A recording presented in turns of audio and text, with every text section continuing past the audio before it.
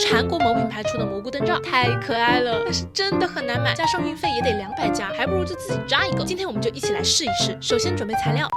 拆快递剩下的泡沫板，用透明胶裹好的小球模型，白色和黄色的羊毛，戳针和指套，材料总价不到15块，好家伙，立省200了。这就先把泡沫板挖一个洞，放入球模型，接着把奶白色的羊毛一点一点揪下来，围着模型绕圈圈，记得越往上越小，顶部留出小洞口，让灯的挂钩可以穿过。接下来就是不停的戳，不停的戳，不停的戳。别说戳的过程还是很爽很解压的，记得压紧了再戳哦，每一针都要扎透，但不要用蛮力。我就是没压紧，浪费了很多时间，从白天扎到了天黑。大家一定要吸取教训啊！这个时候的底座已经很紧实了，有一种云朵的感觉，很梦幻。接着在泡沫板上用黄色的羊毛围成大大小小的圆形，也可以做一点半圆的，更加形象。小戳一下不松散之后，再连接到底座上，戳到平整就好啦。来看看效果。